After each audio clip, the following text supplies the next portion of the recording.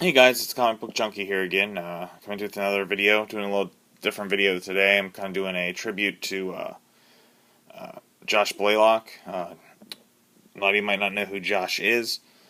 Josh and I went to high school together, and when I knew him in high school, he was totally determined that he was going to be a comic book writer, designer, and he really spent a lot of time when most people were out playing and goofing around. Josh spent working on drawing and contacting DC and Marvel, asking for advice. And when he was in high school, he managed to get his first comic published, which is the Minotaur.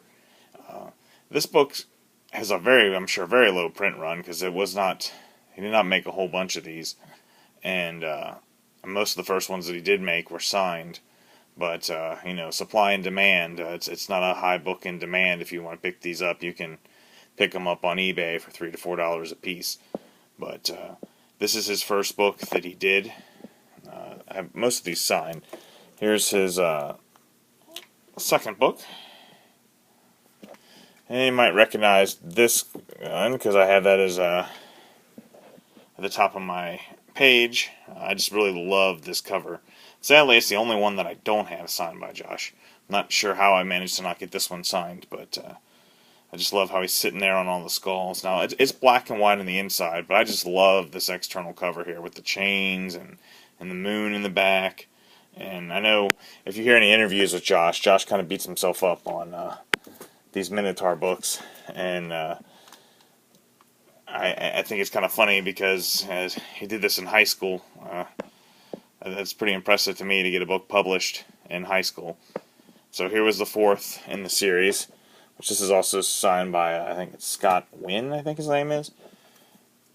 So after that, Josh got a job with Image, and he made these core books. It's another small series. It's pretty good. It's pretty much based on the Minotaur. I mean, the character looks pretty similar. The names are pretty similar as well. There's number 2.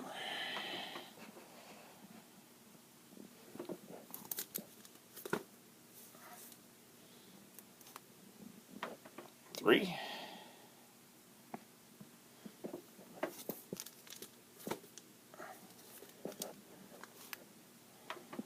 4.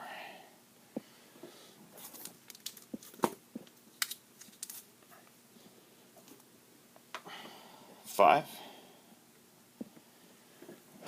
And then what really kickstarted Josh's career was G.I. Joe. That's where he pretty much made his money, was coming out with the G.I. Joe series. And, I have the whole series of this, and it's actually a really good read.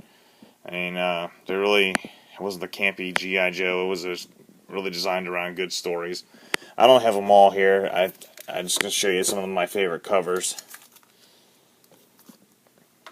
This one with Destro is pretty neat.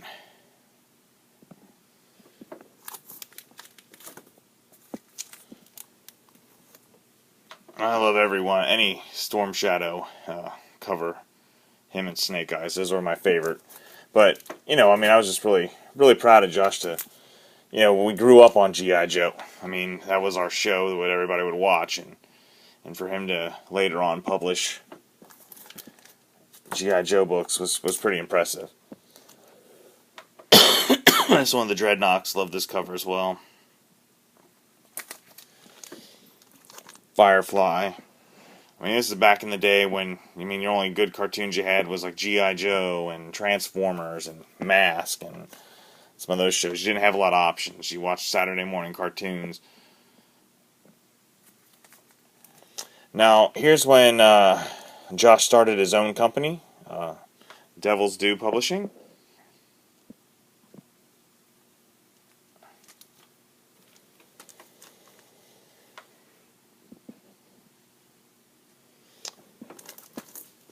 And then one of his other characters that Josh created was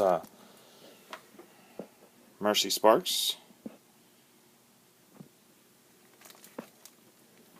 I don't have all of these, but I have some of them, and all these are signed as well. I ran into Josh at one of the Cincinnati comic conventions.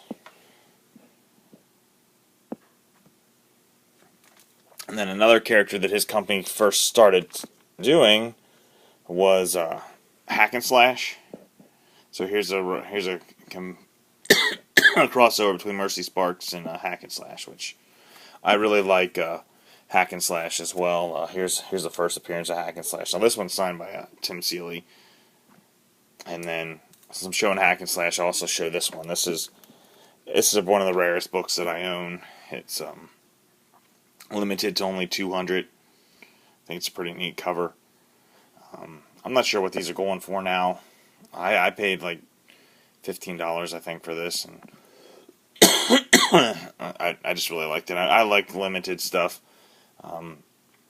Anything that's pretty rare, I tend to desire to collect. But I just wanted to kind of put this together. I know he's not a person that a lot of people probably follow, but I think he's had a pretty successful career, and it's pretty neat to go when you know somebody that goes from high school dreaming of stuff to publishing your first book to starting your own company. That's pretty neat. So, talk to you guys later.